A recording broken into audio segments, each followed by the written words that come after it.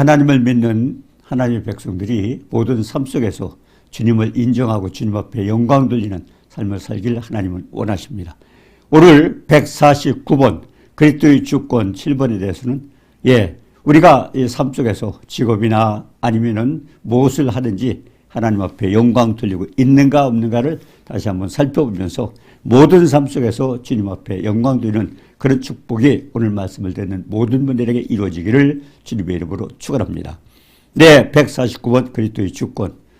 빌립보서 2장 10절에 보니까 하늘에 있는 자들과 땅에 있는 자들과 땅 아래에 있는 모든 자들로 무릎을 예수 이름에 꿇게 하시고 모든 입으로 예수 그리스도를 주라 시인하여 하나님 아버지께 영광을 돌리게 하려겠습니다. 우리가 히브리서 10장 7절에 보면 두루마리 책, 우리가 가지고 있는 성경이죠. 나를 가리켜 기록된 것과 같이 하나님의 뜻을 행하러 왔나이다. 결국 주님께서 이 땅에 오신 목적이 성경에 다 기록이 되어 있다고 말씀하셨습니다.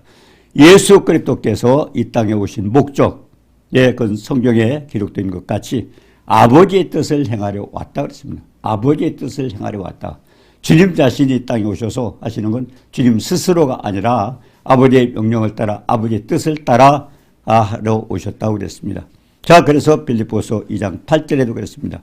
사람의 모양으로 나타나사 자기를 낮추시고 죽기까지 복종 천지만물을 주관하시고 우리 모두를 주관하시 지으신 분입니다. 우리가 요한복음 1장 3절에 보니까 그가 없이는 된 것이 없느니라. 모든 것을 지으신 주님께서 창조주 하나님께서 이 땅에서 자기를 낮추시고 죽기까지 복종해서 결국 십자가에 죽으시러 오셨다고 그랬습니다. 결국 아버지의 뜻이죠. 그래서 빌립보서 2장 9절에서 11절까지 보면 하나님이 지극히 높여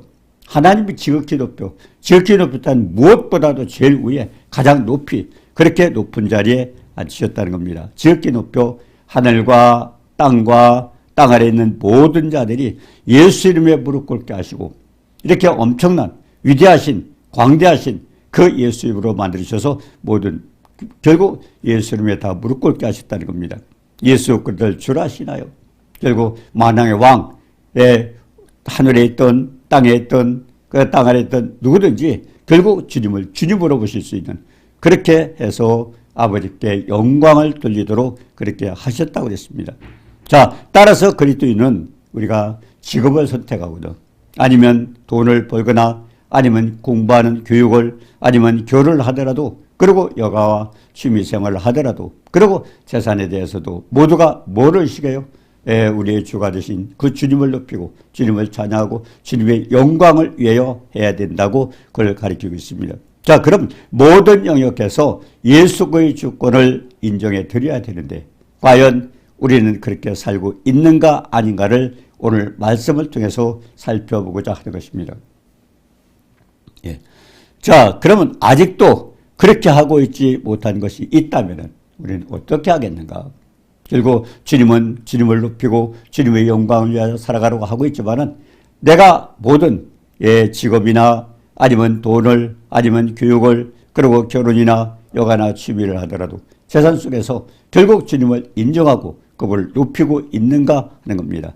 하지 못하고 있다면 어떻게 할까가? 오늘 성경의 한 예를 들어보고자 합니다. 우리가 에스더서 에스더 1장 1절에 보면 거기 보면 아하수에로 왕 인도에서부터 구스까지 127도를 통치하는 왕입니다.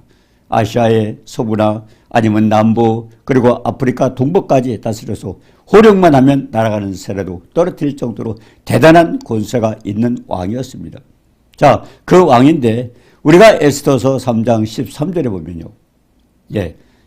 그 조서를 역줄에 맡겨 왕의 각 지방에 보내니 12째 달 아달월 13일에 하루 동안에 모든 유다인을 젊은이, 늙은이, 어린이, 여인들을 막론하고 죽이고 도륙하고 진멸하고 또 재산을 탈취하라고 했다는 이거 굉장한 일입니다. 왕의 조서를 내렸다고 그랬어요. 12월 13일이 되면은 유다인들은 모두 죽이라.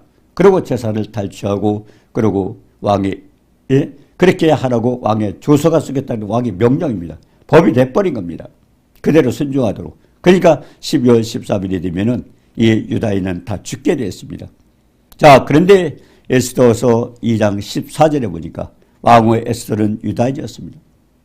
그래, 자기 유다인을 다 뭐 죽이고 탈취하고 그렇게 하라고 그랬는데 그 왕비가 유다인이었습니다. 자, 그런데 남녀노소 모두 죽이라고 그랬는데 그러면 어떻게 되겠어요? 결국 에스더의 자기 그 민족들이 다 죽게 되는 겁니다. 자, 그렇기 때문에 그럼 왕에게 나가서 자기 왕비잖아요. 자기 남편이잖아요, 왕이. 그러니까 왕에게 나가서 이 문제를 해결하도록 어떻게 좀 해야 되는데 그런데 중요한 것은 왕비라도 그렇게 나갈 수가 없습니다. 왕에게 나가서 문제를 해결할 수가 없는 게 왕이 부르지 아니하면 왕후라도 나갈 수가 없습니다. 그래 법이 그렇게 되어 있어요. 왕이 불러야 돼요. 호를 내밀고 이리 오너라 불러가지고 대화를 하겠죠. 아무리 왕 부부간이지만 그렇게 할 수 없다는 것입니다. 얼마나 답답하겠어요. 자, 그래서 그때 이 왕비 결국 에스더의 사촌 오빠가 되는 사람이 있습니다. 모르드게라는 사람이 있는데 그가 양육을 해가지고 결국 길러서 왕비로 들어갔거든요. 그게 그 사람이 답답한 거예요. 사촌 오빠가. 그래서 그때 이 모르드게가 사촌 오빠죠. 왕비에게 그런 말을 합니다. 내가 만일 내가 왕위의 자리를 얻은 것이 이때를 위해서 한 것이 아니냐? 굉장히 중요한 얘기입니다. 예, 이건 지금 왕비 자리에 앉아 있는데 결국 왕의 조서가 내려서 12월 13일이면 다 죽게 돼 있잖아요. 그러니까 네가 손을 쓰라는 겁니다. 네가 왕비가 된 것은 그냥 네가 어떤 다른 권세나 다른 것이 아니라 하나님이 특별한 목적이 있어서 너를 그 자리에 앉혔다고 그렇게 얘기해 주는 겁니다. 내가 왕위의 자리를 얻은 것이 이때를 위함이 아닌가 누가 알겠느냐. 여기에서 우리가 다시 한번 우리 자신을 생각해 봐야 됩니다. 내가 어느 직장에 있던 내가 무엇을 하든 여기 이제 직장이죠. 결국 왕후 자리 자기가 거기 들어간 이유가 이 민족을 구하기 위해서 하나님께서 너를 미리 예비해서 거기 앉혔다는 겁니다. 이 말씀 속에서 그 왕비만 그럴까요? 아니 우리 모두도 마찬가지입니다. 내가 어떤 직장 어디서 어떤 일을 하든 간에 내가 하나님을 높이고 하나님을 찬양하고 영광 돌린다면 분명한 것은 하나님의 뜻이 있다는 것입니다. 나를 통해서 하나님 앞에 무언가를 영광 돌리기를 원해서 하나님은 그 자리에 앉혔다는 겁니다. 왜 그렇습니까? 날아가는 새 한 마리 떨어진 것도 하나님 주관하시고 그리고 머리카락까지 세시는 셈이라신 하나님께서 이것조차도 나는 모르지만 하나님 모든 걸 주관하고 계세요. 얼마나 세밀하세요. 졸지도 아니하시고 주무시도 아니하시고 왜 그럴까요? 머리카락까지 세시는 하나님께서 우리를 지켜주시기 위해는 예를 들어서 하나님이 주무신다. 하나님이 졸으신다. 그때 어떤 일이 생기면 돌볼 수가 없잖아요. 그러니까 성경에 보니까 졸지도 아니하시고 주무시도 아니하시고 머리카락까지 세시며 세밀히 살피시는 그 하나님께서 그렇다면 우리는 우연히 내가 그렇게 저절로 됐다고 생각하지만 아닙니다. 날아가는 새 한 마리 떨어진 것도 하나님께서 주관하신다고 그랬습니다. 우리는 그런 걸 생활 속에서 많이 체험하지 않습니까? 실질적으로 하나님이 어떻게 역사하시는지. 왜 그렇습니까? 우리가 애굽에 있는 이스라엘 백성도 어떻게 됐어요? 430년이 마치는 날. 어떻게 그 날짜를 하나님께서 기억하시는 430년이 마치는 날. 네, 그렇게. 또 우리가 이스라엘 백성도 마찬가지입니까? 우상을 섬기다가 그들은 바벨론 느부갓네살 바벨론에게 망했지 않았습니까? 근데 70년이 마치는 어떻게 하나님이 그렇게 세밀세밀하게 그렇게까지 한다고 하면 우리의 모든 삶 속에서 얼마나 하나님께서 세밀히 살피고 계시는가를 알 수 있습니다. 그렇다면 내가 지금 어떤 직장에 있습니까? 그 직장에서 내가 무엇을 해야 하나님 앞에 영광 돌리는가를 생각을 해봐야 됩니다. 그냥 우연히 내가 지금 직업상으로 할 수 없이 여기 와 있다고가 아니라 그건 내 생각이고 분명한 것은 하나님께서 그 자리에 보내주신 것은 뭔가 그 자리에서 하나님 앞에 영광 돌리게 하는 겁니다. 어떤 분들은 그래요. 내가 하나님의 종이 돼서 목사가 돼야 하나님 앞에 영광 돌린다고 생각을 합니다. 그런데 그렇지 않습니다. 우리는 어떤 삶 속에서도 어떤 분이 그래요. 자기는 이제 무기징역을 그렇게 받게 돼요. 무기수가 됐습니다. 근데 자기는 뜨거운 마음을 가지고 하나님 앞에 기도했습니다.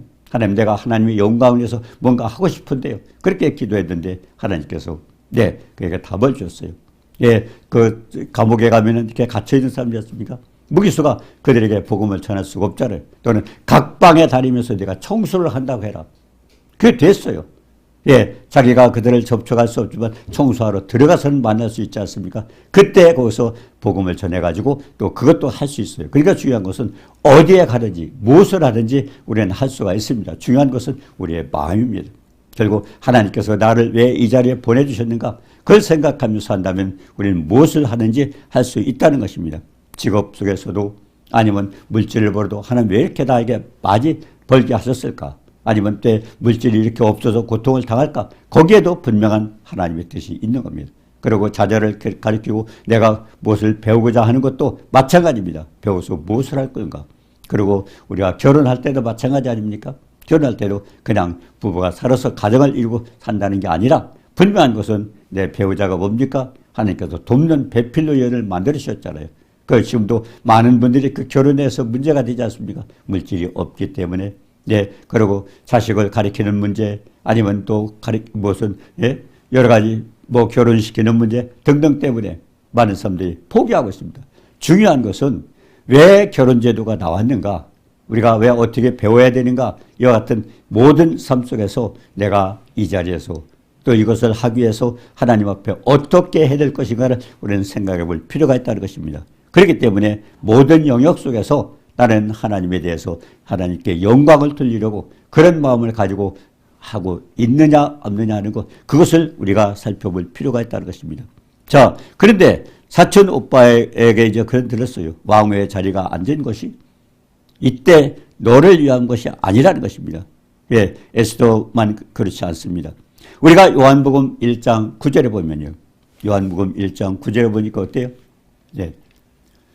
요한복음 1장 9절에 참빛, 곧 세상에 와서 각 사람에게 비추는 빛이 있어니 결국 우리가 생명의 빛을, 우리가 사울이 그랬지 않습니까? 사울이 예수 믿는 사람을 핍박하고 그 사람이 잡아 가두고 스데반 죽일 때 거기에 참석했던 그 사람. 예, 그런데 그 사람을 하나님 부르실 때 어떻게 부르셨어요? 예, 다메섹으로 가는 도상에서 빛이 비치면서, 햇빛보다 더 간 빛이 비치면서 쓰러져 가지고 주님의 음성을 들었지 않습니까? 내가 왜 나를 핍박하느냐고. 마찬가지입니다. 그래서 참빛, 요한복음 1장 9절에는 참빛은 생명의 복음입니다. 참빛, 세상에 와서 각 사람에게 비춘다. 그렇기 때문에 우리가 구원받을 때 어떻게 돼요? 요한복음 1장 12절에 영접하는 자, 곧 그 이름을 믿는 자들에게, 영접하 그 이름을 믿는 자들, 하나님의 자녀가 되는 권세를 써요. 영접할 때, 그 나를 부른 거예요. 근데 어떻게 영접을 합니까? 대개 보면 누군가 복음을 전합니다. 복음을 전하는데 그 복음을 전할 때요, 우리가 그 복음을 전할 때 그 사람이 저 사람 내가 아는 사람이니까 이러니 그렇지가 않습니다. 하나님 그 사람을 통해서 사용하는 겁니다. 그 사람을 통해서 사용하는 거예요. 예, 저도 그런 일이 있었습니다. 예, 어떤 분이 자기 집에 굉장히 어려움을 많이 겪고 있었어요. 근데 그분들이 이제 다른 우상을 섬기는 집안이었습니다. 예, 때로는 자살한 사람도 있고 가정에 너무너무 어렵습니다. 그런데 거기 중에 이제 한 여인이, 말하자면 며느리죠. 나는 예수를 믿어야 되겠다. 그래가지고 예수를 믿게 됐습니다. 근데 그분이요, 오자마자 이렇게 복음을 얼마나 잘 간절히 사모하는지, 말씀이 선포될 때마다 그분은 막 힘어렵고 너무 기뻐하고 좋아하는 거예요. 근데 그분이 이제 신앙생활을 열심히 합니다. 예배 때마다. 근데 하다 보니까 자기 남편은 이제 말하자면 우상을 섬기는 사람입니다. 그러니까 집에 가서 그걸 다시 이렇게 듣거나 말거나 막 얘기를 하는 거예요. 근데 막 귀찮은 거예요, 남편이. 그러다가 어느 날은 또 아이를 데리고 왔습니다. 근데 아이를 데리고 왔는데 남편이 그때서야 안 되겠다. 이거는 도대체 아이까지도 이렇게 데려가니까 거기에 너무 빠지는 것 같다. 그래가지고 결국은 어느 날 저한테 싸우러 온 겁니다. 제 그 얘기를 듣고 있기 때문에 이분이 교회에 온 것은 특별한 뜻이 있었다 생각해가지고 제가 예배를 드리고 수요일 날이었습니다. 예배 드리는 후에 그냥 당신은 아픈 데가 없어요? 저 아픕니다. 7년 동안 고생하고 있었습니다. 위장병으로. 그런데 그날 기도를 하면서 치료가 됐습니다. 됐어요. 근데 하나님께 여쭤봤어요. 그런데 하나님께서 7년 전에 그를 불렀다는 거예요. 7년 전에 불렀다. 그래서 7년 전에 어떤 일이 없었어요? 그때 어떤 친구가 어느 교회 부흥회 집회를 하는데 그 부흥회 때 자기를 끌고 갔다는 겁니다. 손잡혀서 친구 따라서 억지로 끌려갔어요. 끌려가서 이렇게 들어가는데 문입구에서 봉투를 나눠주더래요. 네, 이제 감사 헌금하라고 이제 줬겠죠. 근데 봉투를 가져가면서 아, 귀하면 이런 식으로 돈을 건드리는구나. 그러면서 목사님이 눈 감고 기도할 때 자기는 도망가. 그것밖에 없었어요. 억지로 끌려갔고 그리고 앉았다가 그냥 도망갔어요. 근데 그게 딱 7년 된 거예요. 하나님이 7년 전에 저를 불렀다. 얼마나 이렇게 세밀하십니까? 우리 그걸 모르고 있잖아요. 그 7년 전에. 그런데 하나님께서 그 사람이 싸우러 온 거죠.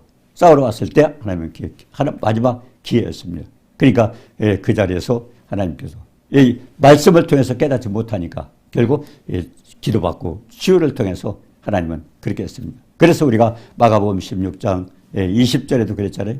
예, 거기서 따르는 표적으로 말씀을 확실히 증거되가. 그러니까 표적은요, 이런 것들을 깨닫게 하기 위해서, 그러니까 표적을 통해서 주께서 함께 역사하사 따르는 표적으로 말씀을 확실히 증거되게 하니라. 그걸 깨달았어요. 7년 전에. 그래가지고 그분이 치료받고 나니까 어떻게 돼요?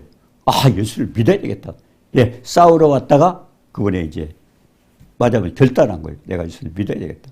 근데 자기가 믿고 나니까 자기네 가족들이 이제 걱정이 되는 거예요. 자기 장모님과 또 이제 다른 식구들이 걱정이 되는 거예요. 근데 수요일 날이었습니다. 근데 저희가 그러는 거예요. 목사님, 내가 우리 장모도 그렇고 이렇게 모셔오면 어떻습니까? 아마 여기 오시지 않을 수도 있습니다. 당신 집에 모셔다 놓고 저에게 연락하면 제가 가겠습니다. 그런데 모시고 왔어요. 모시고 왔어요. 근데 이제 모시고 와서 기도를 하는데요. 그 장모는 심장이 이제 자랐습니다. 걔 가슴에 손을 대고 제가 기도를 하는데 이분이 영안이 열린 거예요. 수요일 날 그렇게 됐는데 바로 그 순간에 영안이 열려가지고 어머니 치료비는 모습을 봤어요. 어떻게 받느냐고 물어봤어요. 제가 했더니 어머니 가슴이 새까만 가슴에 기도하는데 불이 들어가면서 막 그렇게 빛이 들면서 하얗게 그 어둠이 다 없어진 거예요. 그걸 보고 이제 치료된다고 그랬어요. 어떻게 됩니까? 그 아내가 자기에게 그렇게 권했을 땐 듣지 않다. 자기가 더 뜨거워졌어요. 그때부터. 그래서 그분은 그 순간부터 열심히 믿는데 근데 그분이 어떻게 해서 왔어요? 7년 전에 불렀는데. 7년 전에 불렀는데 그러니까 깨닫지 못하니까 하나님은 어때? 하나님이 말씀하시고 사도행전 17장 30절에 그랬어요. 알지 못하던 시대는 허물치 않았으나. 예, 그런데 그때 부르는 순간이 하나님께서 결국 요한복음 1장 9절 참빛 세상에 와서 각 사람에게 비추는 빛이 있었지 결국 그에게 빛을 비춰줬습니다. 그래서 그 뒤로 그분은 주님을 잘 섬기고 이제 열심히 지금 신앙생활을 하고 있는 겁니다. 우리가 창세기 3장 9절에도 그랬죠. 여호와 하나님이 아담을 부르시되 아담을만 부르시는 게 아니에요. 요한복음 1장 9절도 그렇고 우리 각 사람을 부르는데요. 근데 부르는 방법이 어떤 때는 친구를 통해서 어떤 분은 전도사를 통해서 목사님을 통해서 어떻게 또 아니면 우리가 방송을 통해서 이렇게 복음을 들을 수 있습니다. 근데 그게 우연한 게 아니에요.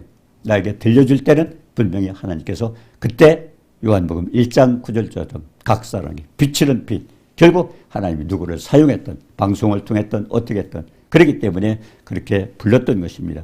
그래서 창세기 3장 9절에도 아담을 부르시며 그에게 네가 어디냐? 아담을 부르시는 하나님은 우리 모두를 그런 방법으로 그래서 한 사람 한 사람 부르고 계십니다. 영접하는 자 곧 그 이름을 믿는 자에게 하나님의 자녀가 되는 권세를 주었다. 혈통으로나 육적으로나 사람의 뜻 인간적인 방법이 아닙니다. 그래서 하나님께로 나느니라 하나님 말씀을 통해서 어떤 사람을 통해서 전하든 간에 그렇게 합니다. 그래서 우리가 베드로후서 1장 10절에 보니까 그러므로 형제들아 결국 힘써서 너희 부르심과 택하심을 굳게 하라. 부르심과 택하심을 굳게 하라. 너희가 이것을 행한즉 언제든지 실족자라. 부르심과 택하심이 뭘까요? 이같이 하면 우리 주 곧 예수 그리스도의 영원한 나라에 들어가면 넉넉히 너희가 천국에 들어갈 수 있다는 겁니다. 자, 우리가 데살로니가 후서 2장 14절에 보니까 복음으로 부르사. 결국 누군가를 통해서 복음을 전가할 때 그 사람을 부르시는 겁니다. 그게 친구가 될 수도 있어요. 아니면 누가 전도사가 될 수도 있어요. 방송을 통해서 들을 수 있어요. 그 들려지는 게 의원이라고 생각하면 안 됩니다. 하나님께서 그런 방법으로 하십니다. 그러니까 우리가 뭡니까? 언제 이 세상 끝이 와요? 주님은 그러셨잖아요. 땅끝까지 복음이 전파되리니. 땅끝이 어디입니까? 예루살렘에서부터 복음이 전파돼서 이제 유럽으로 갔지 않습니까? 땅끝이 언제요? 거기 출발한데 그리 돌아오는 게 땅끝입니까? 에스겔서 38장에 보면 세상 중앙에 거하는 노예. 결국 예루살렘에서부터 복음이 전파되기 때문에 예루살렘에 들어와야 됩니다. 그러니까 이스라엘 백성들이 예수님 안 믿어요. 얼마 믿는 사람이 많지 않습니다. 그러나 하나님께서 버리셨나요? 아니에요. 그들이 구원받을 때 하나님은 결국 세상을 끝낸다고 그렇게 말씀하신 겁니다. 그러니까 우리는 계속 전해야 돼요. 뭐 어떤 방법으로 일단은 전해야 돼요. 그래서 믿지 않는 자들은 뭡니까? 하나님 심판하는 것. 그러니 내가 듣지 못했습니다. 하나님도 이런 말을 듣지 않으시려고 땅 끝까지 복음. 누구나 어떤 방법을 통해서 복음이 전파되면 그때는 하나님이 심판하겠다는 겁니다. 그러니까 우리는 복음을 통해서 부르시는 겁니다. 자, 그러면 복음을 부르시고 그 다음에 택하심은 뭐예요? 택하심. 어떤 걸 그러더라고요. 하나님께서 우리 창조할 때부터 택했다고. 여러분 베드로서 3장 9절에 보니까요. 하나님의 뜻은 뭐예요? 아무도 멸망치 않는 것이 하나님의 뜻입니다. 아무도 멸망치 않는 것. 자, 그렇다면 그런 분이 처음부터 누구는 택하고 누구는 택하지 않겠습니까? 아닙니다. 베드로서 3장 아무도 멸망치 않기를 원하십니다. 그런데 그러면 어떻게 부르십니까? 아무도 멸망치 않기를 하나님께서 원하시는데 결국 부르시는 건 우리가 누구가 복음을 전하죠? 그러니까 내가 믿고 받아들이면 그 자유의지를 주셨어요. 선택은 내가 하게 됐어요. 하나님이 강제로 끌고 가지 않으셨어요. 물론 어떤 사명이 있어서 그렇게 하는 분도 있지만은 그걸 많은 사람들은 그렇게 강제로 안 하셔요. 그래서 인간에게 자유의지를 부여했어요. 우리가 창세기 2장 17절에도 그랬잖아요. 아담에게 선악을 알게 하는 나무의 실과 따먹지 말아라. 먹으면 죽으려. 따먹지. 그럼 따먹지 못하게 하나님 하시면 되는데 하나님께서 네가 선택하라. 먹으면 죽으리라. 예, 우리에게 하나님께서 자유의지를 주셨어요. 강제로 하나님 안 하셔요. 그렇기 때문에 중요한 것은 내가 복음을 받았을 때 내가 예수를 믿을 때 그리스도 안에서 택한 그냥 하나님 택한 게 아닙니다. 그리스도 안에서 택한 그런 내가 선택하고 들어가겠어요. 우리 인간에게는 자유의지를 주셨기 때문에 내가 우리를 로봇으로 안 만들었어요. 그래서 얼마나 하나님은 사랑의 하나님입니다. 자, 그래서 그리스도 안에서 우리를 택하사 그때 예수를 믿고 받아들이면 그리스도 안에 들어가는 겁니다.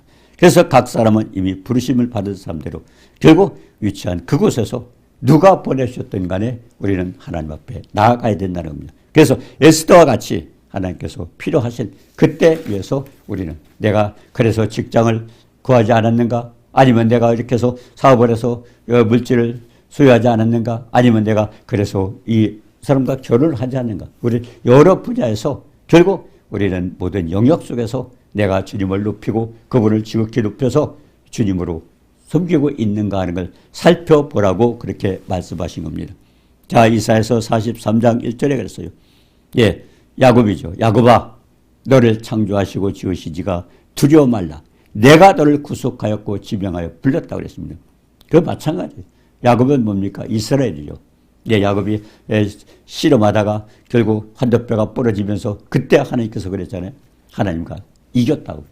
하나님과 싸워서 이기는 사람이 있어요? 우리도 그러잖아요. 아빠가 아들 조금만 애기하고 싸워서 아빠가 집니다. 힘이 없어집니까? 사랑으로 주는 거죠.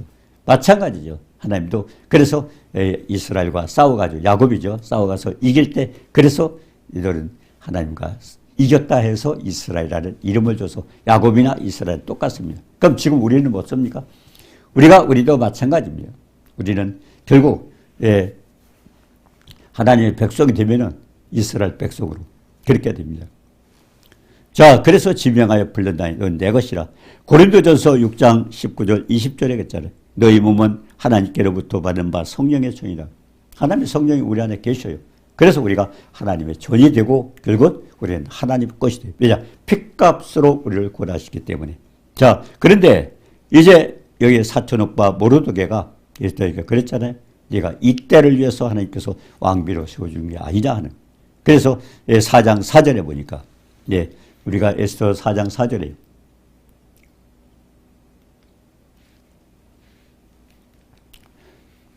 네가 왕의 자리를 얻은 것이 이 자리를 이때를 위함이 아니냐. 누가 알겠느냐.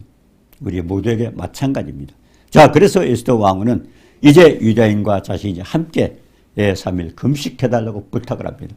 그러면서 왕의 규례를 어기고 불러야 들어갈 수 있는데 자기가 목숨 걸고 죽이면 죽으리라 하고 왕에게 접근을 하겠다는 겁니다. 그래서 왕의 규례를 어기고 그러고서 죽으면 죽으리라. 4장 16절이죠.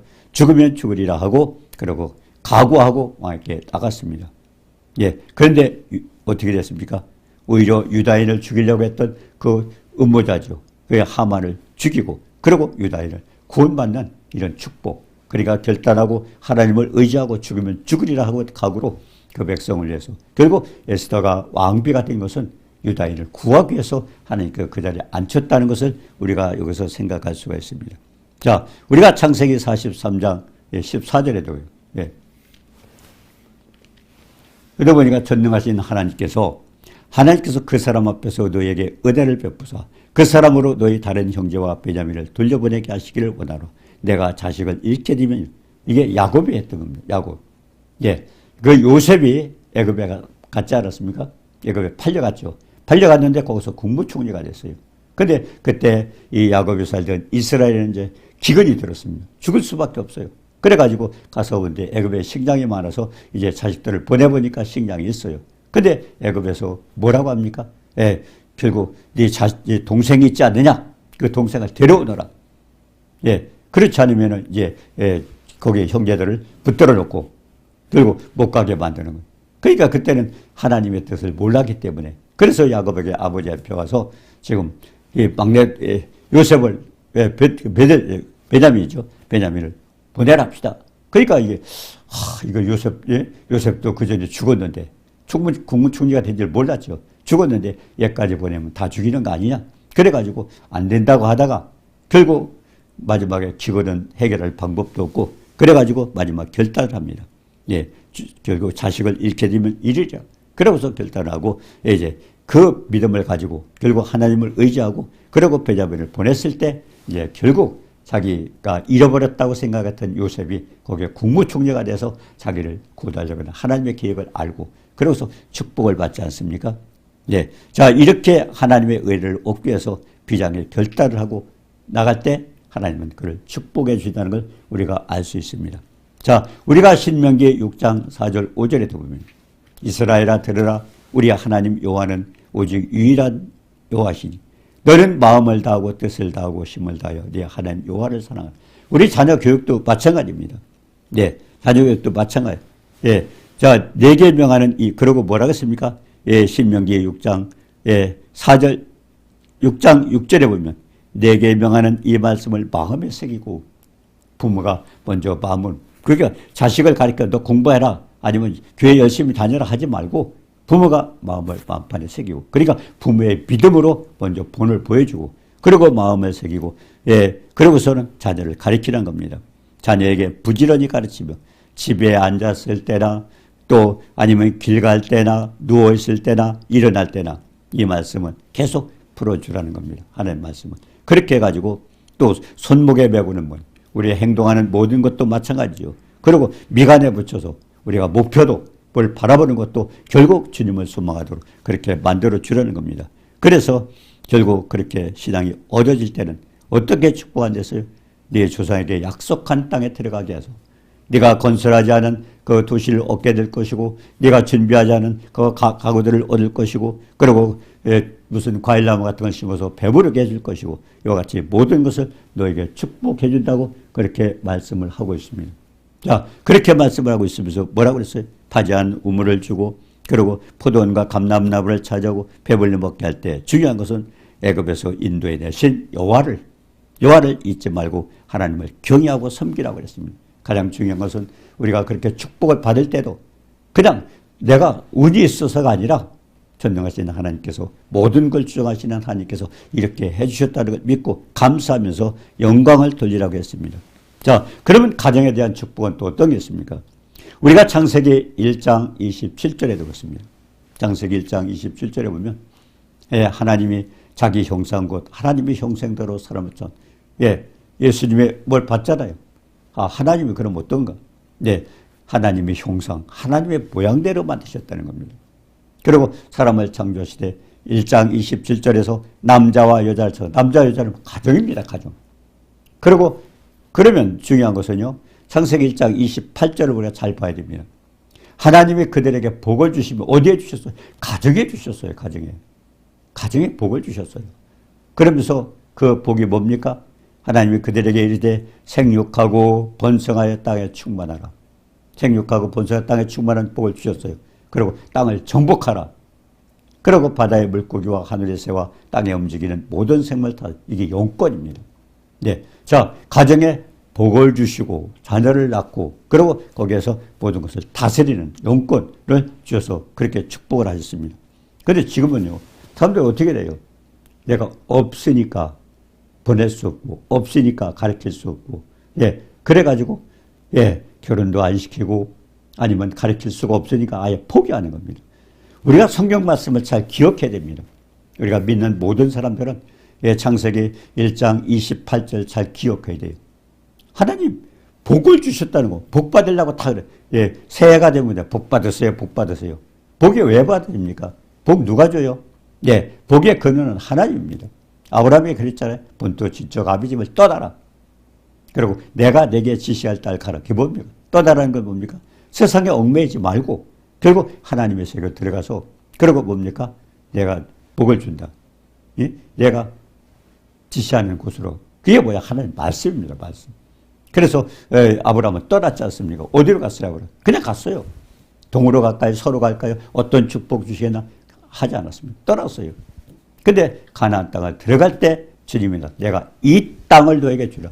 이게 그것이 하나님의 인도 방법입니다. 모르는 사람은 내가 이렇게 해줄 테니까 해라. 그게 아니고 갔을 때 이런 축복을 받는 겁니다. 그래서 우리가 여호수아 1장 8절에도 그랬잖아요.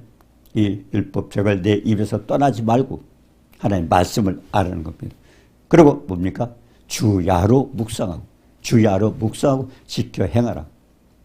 예, 주야로 묵상하라는 건 뭡니까? 우리가 에베소 3장 18절에 그랬어요. 하나님의 사랑은 어떠십니까? 지식에 넘치는 사랑, 넓고 길고 높고 깊은 사랑. 예, 그것이 뭡니까? 상장 19절에 예, 지식에 넘치는 사랑의 표현입니다. 하나님의 사랑은 넓고 길고 높고 깊은 예, 엄청난 사랑이에요. 그런데 그 사랑은 하나님께서 복을 주실 때 받는 겁니다. 자, 그렇기 때문에 중요한 것은 내가 할 수 있는 일은 생육하고 번성할 땅에 충만하는 것까지 내가 하는 거예요. 그때 하나님께서 뭐예요? 다스리고 정복하는 복을 주시는 겁니다. 그런데 사람들 거꾸로 해요. 복을 주면은 하겠다는 겁니다. 아니에요. 하나님 말씀 명령이 있고요. 언제든지 복은 마지막에 있습니다. 우리가 빌립보 4장 6절 7절에 있잖아요. 아무것도 염려하지 말고. 사람들이 그러죠. 문제가 있는데 어떻게 염려 안 합니까? 근데 중요한 것은요. 하나님 말씀을 잘 봐야죠. 염려하지 말라고 그랬잖아요. 염려를 하면은 네가 하고 염려를 안 하면은 하나님 하셔야 돼요. 염려하지 말고 그럼 염려를 안 하고 할 수 있는 방법은 뭐예요? 기도와 간구로 너희 구할 것을 하나님 앞에 감사함으로 염려하지만 감사하라는 겁니다. 감사하면 어떻게 돼요? 하나님 감사를 받으시면 어떻게 돼요? 해주셔야 되잖아요. 부담이 하나님 앞에 가는 겁니다. 그래서 거기도 모든 지각에 뛰어난 하나님의 평안, 모든 지각에 뛰어난 그것이 지식에 넘치는 그 사랑을 얘기하는 겁니다. 예, 하나님의 생각과 우리 생각 틀려요. 그분은 창조자잖아요. 그분은 없는 것도 있는 같이 만들어내시는 분이잖아요. 죽은 자를 살리시고 없는 것도 있는 같이 부르시는 창조자잖아요. 그게 그분의 축복을 우리가 기다리고 그렇게 해야 되는데 사람들은 그걸 줘야 한다는 겁니다. 거꾸로 돼 있어요. 아니요. 하나님 말씀에 순종할 때 평탄하고 형통한 축복이 있다고 여호수아 1장 8절에 말씀하고 있습니다. 오늘 말씀을 통해서 어떤 삶 속에서 우리는 어떤 삶 속에서 주님을 인정하라는 겁니다. 그래서 결혼에서도 우리가 고린도후서 6장 14절에 겠죠. 예, 고린도후서 6장 14절에 믿지 않는 자와 멍에를 같이 하지만 이게 왜 그럴까요? 믿지 않는 자와 멍에를 같이 결혼했어요. 안 믿는 사람. 그러면 내가 하나님 말씀에 순종해서 자식 낳고 해야 되는데 믿지 않는 사람 뭐예요? 아니야. 복이 없는데 우리가 어떻게 합니까? 거꾸로 생각하는 거예요. 하나님 말씀은 같이 생각할 수가 없는 거예요. 12명의 정탐꾼도 그랬잖아요. 하나님 말씀을 믿었던 2명의 정탐꾼은 그걸 바라보지 않았어요.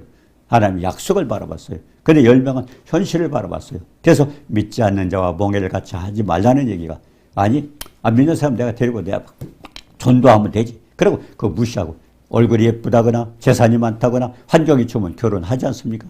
중요한 것은요. 그게 아니고 믿지 않는 자와 멍에를 같이 하지 말고는 결국 부부는 돕는 배필이잖아요. 말씀에 순종할 때 축복을 받게 되는 거기 때문에. 그래서 하나님께서 그렇게 하신 겁니다. 무엇보다도 올해는 하나님 약속의 말씀을 지킬 때 복은 누가 줘요? 복의 근원이신 하나님이 주시는 겁니다. 그래서 이 말씀을 기억하면서 우리는 직장을 구하든 결혼을 하든 아니면 어디 무엇을 하든 그걸 가지고 언제든지 주님을 높이고 주님을 찬양하고 주님의 영광을 위해 살아간다면 하나님께서 놀랍게 축복하십니다. 이 축복 누리시기를 주님의 이름으로 축원합니다.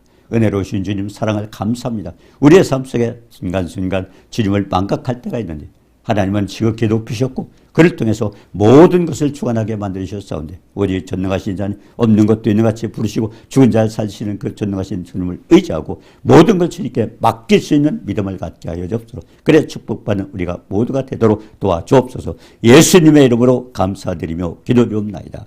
아멘.